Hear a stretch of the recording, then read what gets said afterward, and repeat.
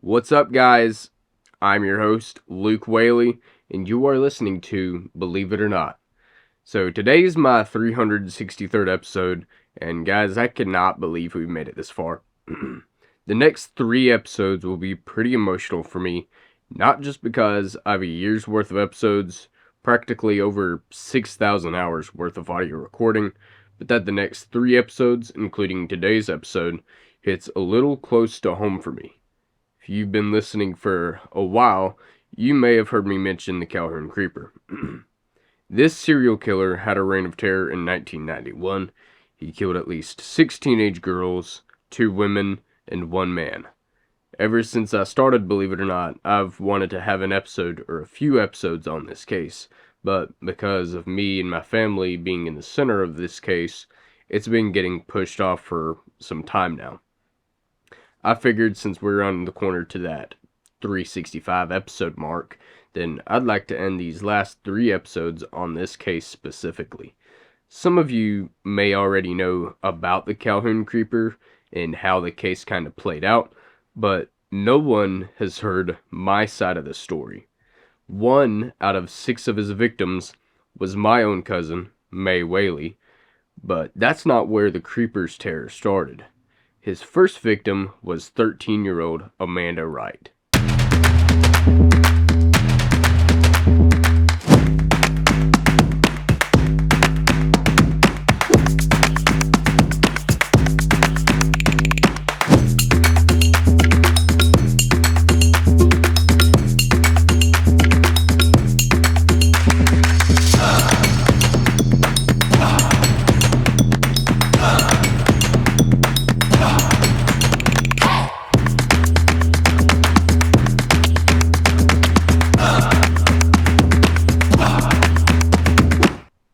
The small town of Calhoun sits in Gordon County, located in the northwestern corner of the state of Georgia.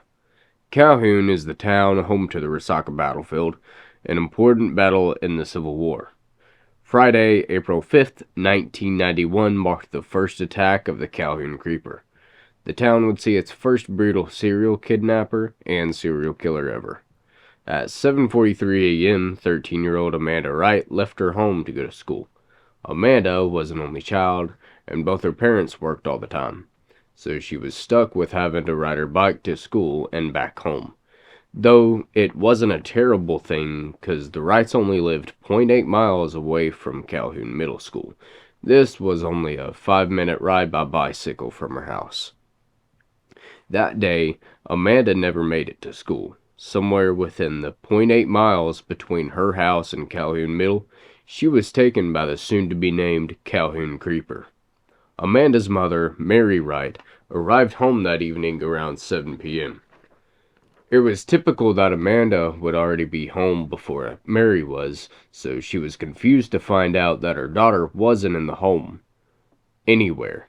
She searched the entire house, thinking her daughter was just playing games with her, maybe hide and seek, but the house was empty.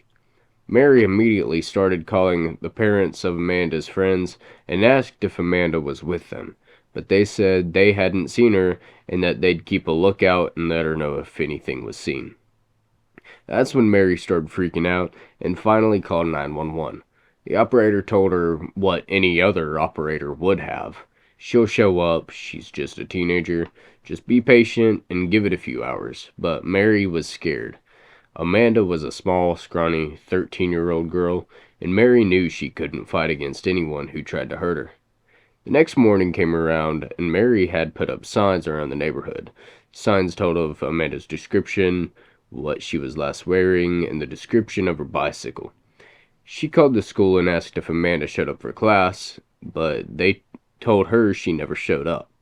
It was around noon that the day after Amanda's disappearance when Mary got a call from a local gas station. They told her that Amanda's bike was found behind the building and was beat up pretty bad. The chains had been pulled off of the bike. A handle grip was missing and the back tire was flat. Mary and her husband, Chris, rushed to the gas station to see the bike and see if it was Amanda's for sure. And upon arrival, the owner of the gas station, Jerry, led Chris and Mary to the back, where the bike still sat in the same position that Jerry left it when he found it.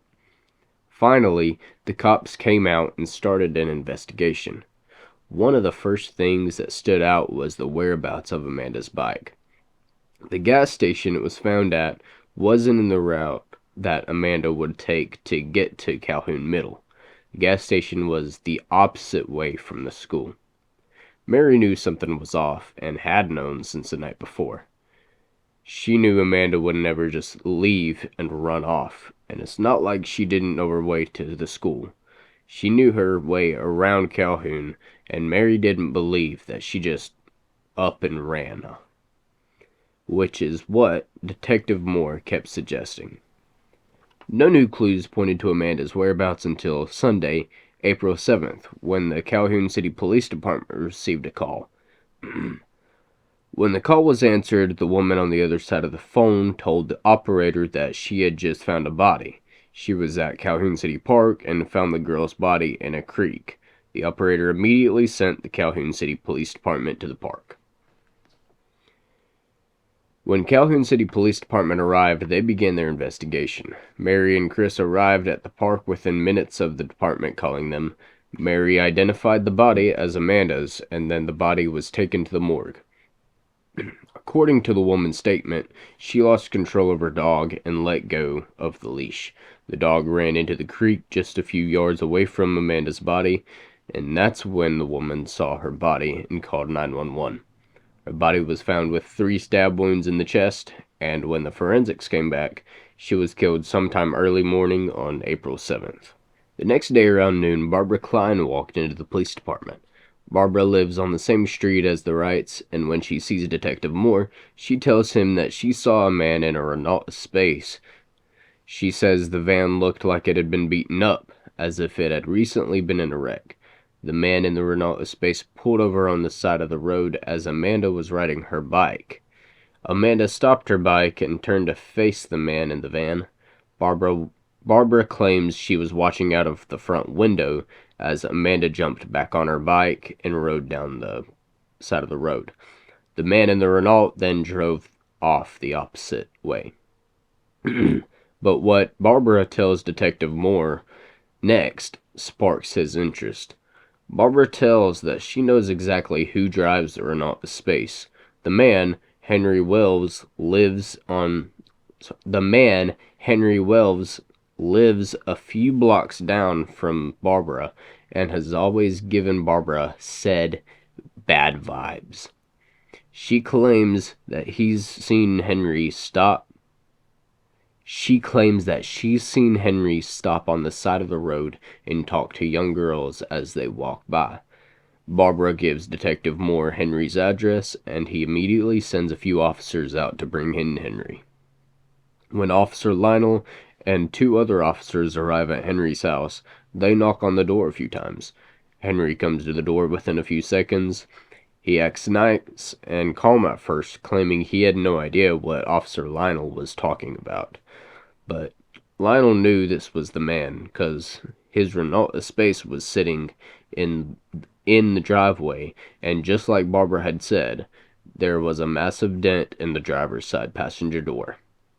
The officer brings Henry into the precinct, where Detective Austin Moore interrogates him. Barbara's statement scared Henry at first, but he explains that he was offering Amanda a ride to school. Amanda told him no and left. Henry then left for work, which was verified by Henry's boss. Austin let Henry go even though the man gave him a sickening feeling. Something felt off, but he wasn't sure if he was Amanda's killer. The Calhoun City Police Department didn't get any other leads on the murder of Amanda Wright until April 10th, when the note was found after 3 13-year-old girls went missing from the Whaley home. For the Whaley family, Tuesday, April 8th, 1991 was just a regular day in Calhoun, Georgia. Keith was my uncle, the father of May. He was my dad's younger brother, but just by 2 years. Keith married Heather in 74 and had 3 kids. Tyler was born in 75, May in 78, and Daisy in 82. My mother had died in 87, leaving my father, Jim, to raise me and my younger sister, Jamie. We had all gotten together for May's 13th birthday on the evening of Monday, the 8th. She didn't get in, she didn't get a big birthday party with all of her friends that year, but Keith promised her a nice big dinner with the whole family. I remember that night like it was yesterday. It was the night before everything changed, before the family split apart. Everybody seemed normal that night, and nothing seemed out of the ordinary or off. Me, my father, and Jamie arrived at Keith's house around 5 p.m. We didn't eat until 6 when dinner was finally ready. All the food sat in the center of the dining room table.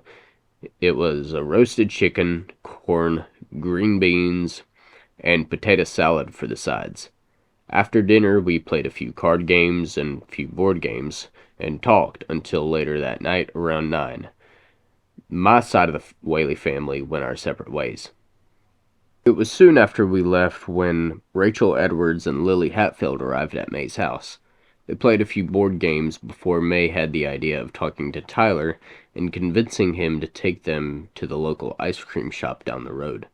After begging her brother, May and her 2 friends finally convinced him to take them. They then began their trip on bikes to the ice cream shop. The ride to the ice cream shop by bike was about 20 minutes. They arrived close to 9:45. The 4 walked inside, ordered their ice cream, and by the time they came back outside, Brandon Edwards, a few friends of ours, and I stood outside by Brandon's truck. Now, when I left Keith's house, I went home and came back out to meet Brandon and our friends at the ice cream place. Brandon, Tyler, and I used to be good friends until high school rolled around. Being cousins, Tyler and I still hung out, but when Brandon was around, I didn't talk to him. I mainly tried to stay away so Brandon wouldn't get mad. Brandon, on the other hand, wouldn't leave Tyler alone. You could say Brandon was Tyler's high school bully. Well, okay, scratch that. He definitely was Tyler's high school bully. I never really did anything about Brandon bullying Tyler, which to this day, it still gets to me and I regret it.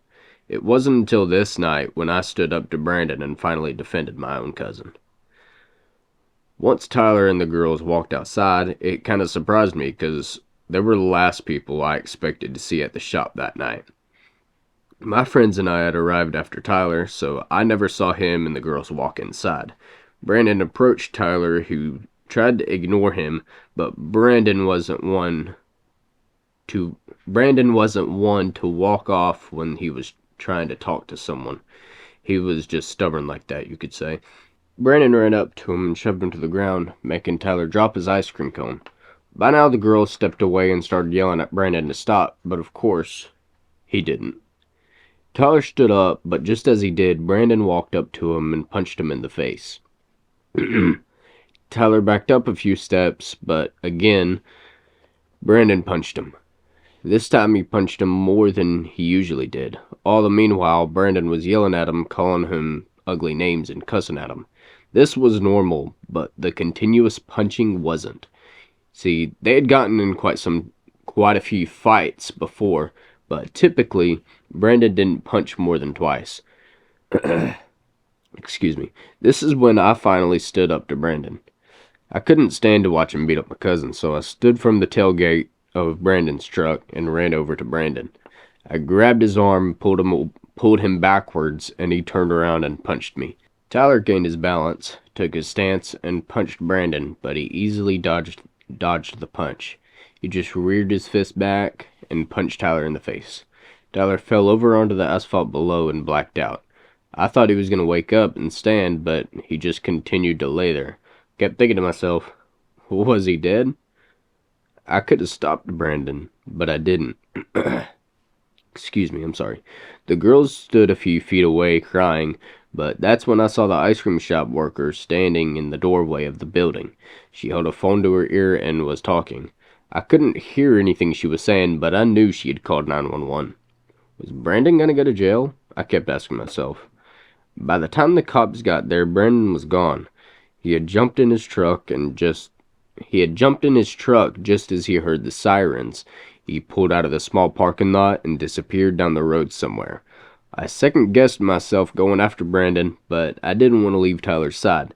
After all, this was my cousin, and I felt like if I had ran away, even if it was to chase Brandon, somebody would find a way to blame me for what happened.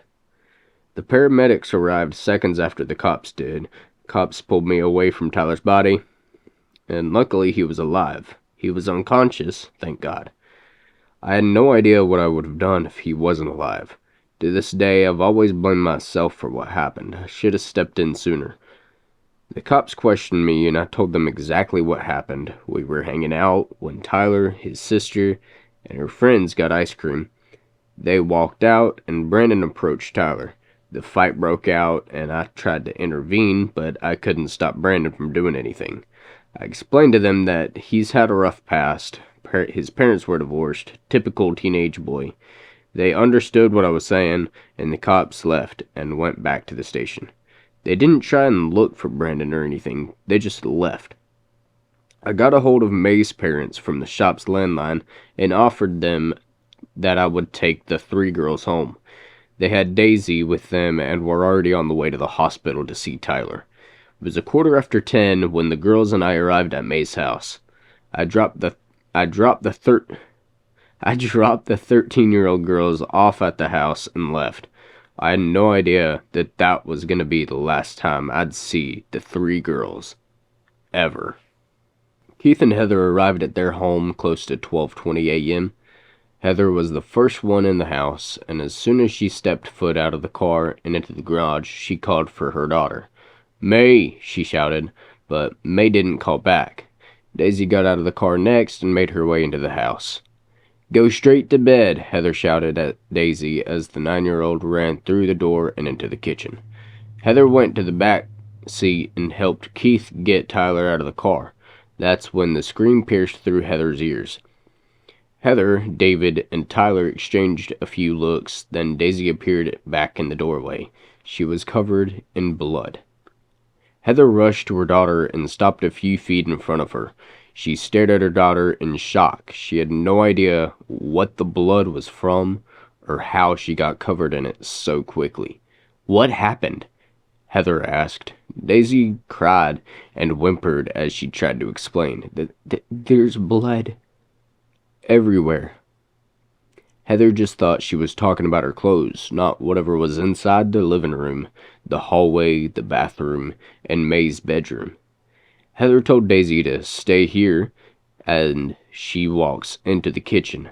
As she rounds the corner from the kitchen and looks into the living room, she sees the blood all over the floor. A smear mark is in the entryway from the living room and into the kitchen. Daisy explains later that when she was walking into the kitchen, she was skipping. When she rounded the corner, her foot slipped on the blood, and she landed stomach down in the blood-soaked carpet. Heather screams when she sees the blood, and Keith runs into the home to join her. He sees what Heather sees and is the first to call out for their daughter. "May!" he shouted. Heather calls for May a few times, then they both remember that May wasn't the only one in the home. "Lily! Rachel!" Heather shouts. Keith and Heather slowly made their way through the living room and looked toward the TV. The entire living room was trashed, almost as if someone had broke in.